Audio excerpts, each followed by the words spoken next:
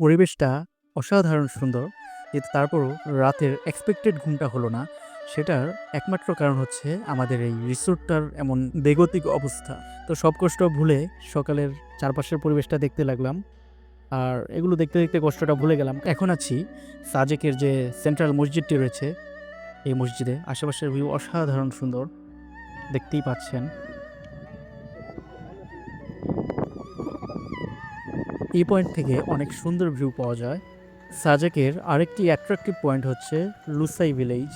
যদিও এটি সেরকম রিয়েল ভিলেজ নয়, কিন্তু এটি একটি কালচারাল শোকেস বলা যায়। এখানে গেলে আপনারা বেসিক্যালি স্থানীয়দের কালচার সম্পর্কে জানতে পারবেন। আর খুবই অ্যাট্রাকটিভ পরিবেশ। সকালবেলার অনেক সুন্দর ভিউ পাচ্ছিলাম। একটি কথা সহজেই শুনে থাকবেন, আগুন ঝরা পলাশ। দেখে মনে হচ্ছে আগুন লেগে গিয়েছে, এত অ্যাট্রাকটিভ কালার। আর বসন্তকালে অন্যান্য ভিউগুলা ভালো না পাওয়া গেলেও এই ফুলের ভিউগুলা বেশ সুন্দর পাওয়া যায়, যেটি সচরাচর পলাশ ফুল দেখা যায় না। পলাশ যেহেতু বসন্তে ফুটে, তাই আপনারা বসন্তে আসলেই এই ভিউটা পাবেন, অন্য সময় আসলে এই ভিউ পাওয়ার সম্ভাবনা নেই। আর এখন আমরা রয়েছি হেলিপ্যাডে। হেলিপ্যাড থেকে টপ ভিউটা পাওয়া যাচ্ছে।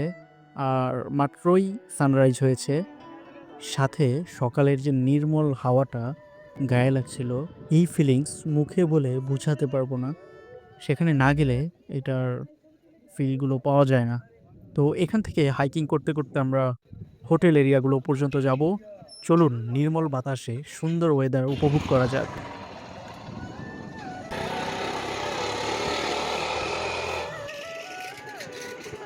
এত সুন্দর পরিবেশ আর এত স্নিগ্ধ সকাল, আপনি সাজেকের প্রেমে পড়তে বাধ্য।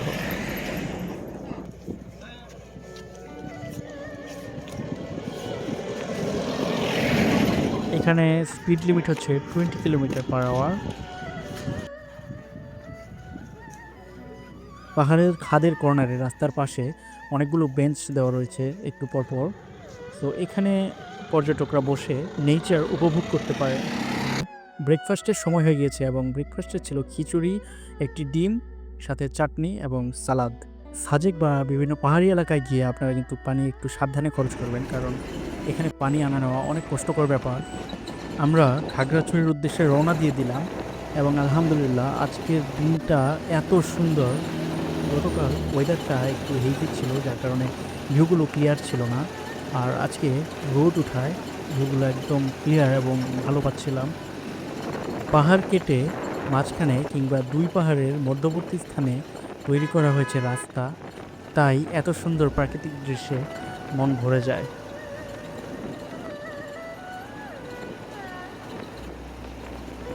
গাড়িগুলো কত উঁচা থেকে নিচু স্থানে নামছে, পাশাপাশি কি ভয়ানক বাঁক দেখতেই পাচ্ছেন। আমার কাছে মনে হলো 150 থেকে 160 ডিগ্রির বাঁক হবে, যা গাড়ি চালানোয় সাবধানতা অবলম্বন না করলে অ্যাক্সিডেন্টের বড় কারণ হতে পারে। এই যে বাড়িটি দেখছেন, এমন অসংখ্য বাড়ি রয়েছে। রাস্তা দিয়ে যাওয়ার সময় আশেপাশে ডানে বামে এরকম অনেক ঘর এবং বাড়ি চোখে পড়ে।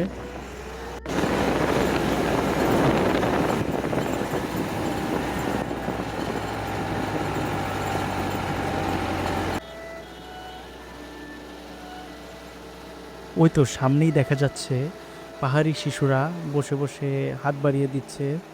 এই যে আরেকজন হাত বাড়িয়ে দিল। এবং এই পয়েন্ট থেকে শুরু করে আমরা বেশ কয়েক কিলোমিটার দীর্ঘ রাস্তায় এমন অসংখ্য শিশুকে দেখেছি। কেউ একা, কেউ বা দল বেঁধে দাঁড়িয়ে থাকে কিছু টাকা সালামি পাওয়ার আশায়। যদিও এটাকে অনেকেই ভিক্ষাবৃত্তি বলতে পারেন। আর আমি মনে করি না যে এটা তাদের পার্সপেক্টিভ থেকে খুব যে খারাপ, তা না। বড় হয়ে যদি অভ্যাসটা চেঞ্জ করে ফেলতে পারে তাহলে ভালো। আর এই অভ্যাসটা থেকে গেলে সেটা হবে খুব খারাপ। যেহেতু তারা পাহাড়ি শিশু, বেশ স্ট্রাগল করে বড় হয়। ছোটোখাটো কিছু অর্থ পেলে তারা সেটা দিয়ে হয়তোবা কোনো শখের জিনিস কিনতে পারবে। এই জন্য হয়তোবা তারা পুরুষদের কাছ থেকে হাত পেতে থাকে। তবে আমি মনে করি যে আপনাদের যদি দেওয়ার মতো থাকে তাদের দিতে পারেন। কিন্তু ড্রাইভার বা প্রশাসন কর্তৃক নাকি এগুলো নিষেধ করা হয়েছে। যেটার কারণ হচ্ছে, অনেক গাইডের সাথে আমার কথা হয়েছে, তারা বললেন যে তারা টাকার আশায় এভাবে রাস্তায় দাঁড়িয়ে থাকে এবং গাড়িগুলোর অনেক স্পিড থাকে, যার কারণে গাড়িগুলো অনেক সময় অ্যাক্সিডেন্টের সম্মুখীন হতে হয়, অথবা তারাও অনেক সময় গাড়ির নিচে পড়ে থাকে, যা কোনোভাবেই আমাদের কাম্য নয়। তাই আমার কাছে মনে হয়েছে আফটার অল আসলে তাদেরকে এ থেকে ডিমোটিভেট করাটাই সবচেয়ে উত্তম। দেখতে, দেখতে আমরা অনেকখানি পথ পাড়ি দিয়ে এসেছি। আর চারপাশের এত সুন্দর নয়নাভিরাম দৃশ্য দেখে মনটা ভরেই যাচ্ছিল। এর আগের ভিডিওতেও বলেছিলাম রাস্তার দুই পাশের পাহাড়ে অনেক কাশফুলের মতো গাছ জন্মেছে। এই যে আরও ক্লোজ ভিউ নেওয়ার জন্য গাড়ি থেকে নেমে আপনাদের দেখাচ্ছি। এগুলো মূলত ঝাড়ুর গাছ, যেগুলো আমাদের ফুল ঝাড়ুর চাহিদার সিংহভাগই পূরণ করে থাকে। অনেকক্ষণ গাড়ি চলছিল না, তাই বসে বসে আখ খাচ্ছিলাম। আর পাহাড়ি তেঁতুল, বড়ই, আখ, আনারস এত পরিমাণ মিষ্টি, যেটা না খেলে বুঝতে পারবেন না। কয়েক মিনিটের জন্য নামা হয়েছিল ব্রিটিশ আমেরিকান টোবাকোতে, এবং ভেতরের পরিবেশটা অসাধারণ সুন্দর। একটি ট্রাক একদমই উল্টে গিয়েছে, এক ভয়ানক অ্যাক্সিডেন্ট আমরা দেখলাম। খুব সম্ভবত ট্রাকটি রাস্তার মাঝখানে পড়েছিল মনে হচ্ছে, এবং এটি রেস্কিউ করার আগ পর্যন্ত এখানে জ্যাম লেগে গিয়েছিল। ট্রাকটি ছিল মূলত একটি পাথর বোঝাই ট্রাক, হয়তোবা ওভারলোড বা ব্যালেন্সিংয়ের প্রবলেমের কারণে উল্টে গিয়েছে। এই তো দেখুন, মাত্র অল্প কিছু রাস্তার ব্যবধানে আরও একটি অ্যাক্সিডেন্ট। চিন্তা করুন পাহাড়ি রাস্তায় কতটা ভয়ানক, আর এই রাস্তায় ঠিকমতো ড্রাইভিং না করতে পারলে কিংবা একটু অসাবধান হলেই পরিস্থিতি কী হতে পারে। আমরা এখন রয়েছি খাগড়াছড়িতে, এবং অনেক ক্ষুধা পেয়েছিল, তাই লাঞ্চটা সেরে নিলাম। ইনি হচ্ছেন হানিফ সাহেব, যিনি আমাদের পুরো সাজেক ট্যুর জুড়ে ছিলেন, এবং আমাদের সকল ধরনের ইনফরমেশন তিনি দিয়েছেন। বলতে পারেন তিনি গাইড হিসেবেও কাজ করেছেন। সাধারণত ড্রাইভাররা আন্তরিক হয় না, কিন্তু আমাদের হানিফ ভাইকে দেখলাম তিনি আমাদের সাথে অনেক আন্তরিক ছিলেন এবং অনেক ইনফরমেশন দিয়ে হেল্প করেছেন পুরোটা ট্যুর জুড়েই।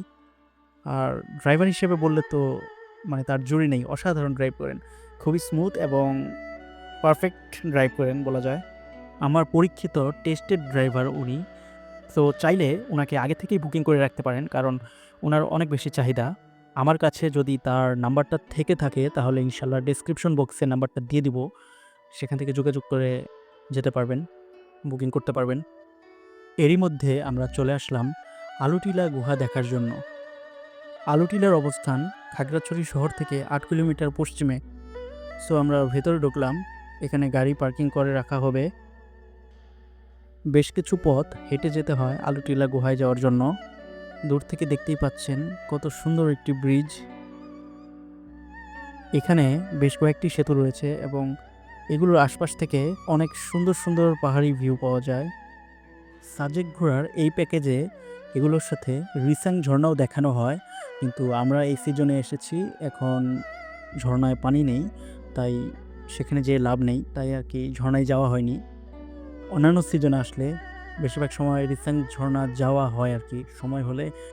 আলুটিলার গুহার অবস্থান বেশ নিচে, তাই অনেকগুলো ধাপ পার হয়ে নিচে যেতে হয়, তারপর সেখান থেকে গুহায় প্রবেশ করা যায়। এখানের পরিবেশটা একটু গা ছমছমে টাইপের, আশেপাশে তাকালে কেমন যেন একটা ফিল হয়। ভিডিওতে হয়তো বোঝা যাচ্ছে না, কিন্তু যতবারই গিয়েছি এখানে কেমন একটা গা ছমছমে ফিল হয় আর কি।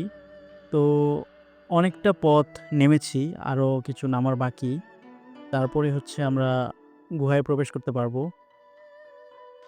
আজ এখানে অনেক পর্যটকের সমাগম হয়েছে, যার কারণে এখানে প্রবেশ করাই টাফ হয়ে গিয়েছিল।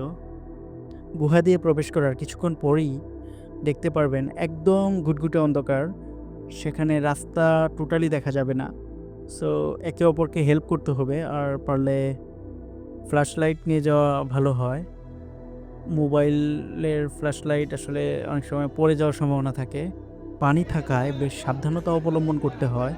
এটি পাথর দ্বারা গঠিত একটি গুহা, এবং পাথরের খাঁজে খাঁজে সাপ থাকার সম্ভাবনা আছে, তাই খুবই সাবধানে প্রতিটি স্টেপ দেখে দেখে পার হতে হবে। যাদের সাহস একটু কম তারা না যাওয়াই ভালো। আর এমনি অন্যান্য কোনো প্রবলেম ছিল না।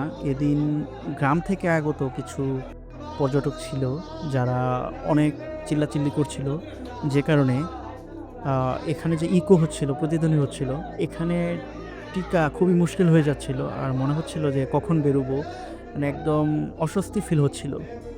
অনেক বেশি মানুষ থাকায় এটি পার হতেও বেশ খানিকটা সময় লেগেছিল। ইউজুয়ালি যেটুকু সময় লাগে তার চেয়ে একটু বেশি সময় লেগেছিল। এটিকে একটি প্রাকৃতিক টানেল বলতে পারেন, যার দৈর্ঘ্য হচ্ছে 350 ফুটের মতো। আমরা অবশেষে বেরিয়ে আসলাম। এখন আবার উপরে ওঠার পালা। সিঁড়ি দিয়ে নেমেছিলাম এবং এখন সিঁড়ি বেয়েই উপরে উঠতে হবে। নামার সময় 266টির মতো সিঁড়ি রয়েছে, যা গুনিনি, ইন্টারনেট থেকে সংগৃহীত তথ্য। সবার গোলমালে একদম অস্বস্তি ফিল হচ্ছিল। অবশেষে উপরে এসে প্রাকৃতিক দৃশ্য দেখে মনটা একটু ভালো লাগলো। যেহেতু আজকে থাকার কোনো অপশন নেই, ফিরে যেতে হবে, তাই হাতের সময়ও ছিল অল্প। বিকাল হয়ে গিয়েছে, তাই তাড়াতাড়ি ব্যাক করতে হবে। এজন্য খুব একটা বেশি সময় থাকতে পারিনি। এখানে বেশ কয়েকটি সেতু রয়েছে, যেগুলোর মধ্যে ঝুলন্ত সেতু রয়েছে আর গ্লাস ব্রিজও রয়েছে, যা ফুল অফ অ্যাডভেঞ্চার। আর এখানে ঝুলন্ত ব্রিজও দেখতে পাচ্ছেন। এখান থেকে বের হয়ে আমরা অল্প সময় পাবো খাগড়াছড়ি হর্টিকালচার পার্ক দেখার জন্য। অবশ্য সেখানে দেখার তেমন কিছু নেই, আধা ঘন্টা টাইম দিলেই এনাফ। আর এখান থেকে যেতেও খুবই অল্প সময় লাগে। তো আমরা এখন পৌঁছে গিয়েছি খাগড়াছড়ি হর্টিকালচার পার্ক। তো চলুন এক নজরে দেখে আসি খাগড়াছড়ি পার্বত্য জেলা হর্টিকালচার পার্ক। এখানে মূলত অনেক গাছপালা, হর্টিকালচার সেন্টারগুলো যেমন গাছপালা রয়েছে, এখানেও তার ব্যতিক্রম নয়। আর এখানেও একটি বড় ঝুলন্ত ব্রিজ রয়েছে। এটি একটু বেশি থ্রিলিং আর অনেক উঁচু। এখানকার নেচার ভিউগুলা অতটা অ্যাট্রাকটিভ মনে হয়নি আমার কাছে। তারপরও গাছপালা আর গ্রিন নেচার দেখতে খারাপ লাগে না।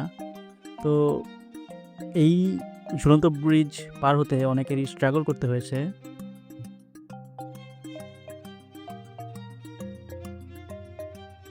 শীতের শেষে বসন্তের নানান ফুলের সমাহার নিয়ে খাগড়াছড়ি হর্টিকালচার পার্ক সাজানো হয়েছে দারুণ রূপে। আজ এ পর্যন্তই। ভিডিওটি ভালো লাগলে শেয়ার করবেন, লাইক দিবেন, আর কী বিষয়ে কন্টেন্ট চান তা আমাকে কমেন্টে জানান।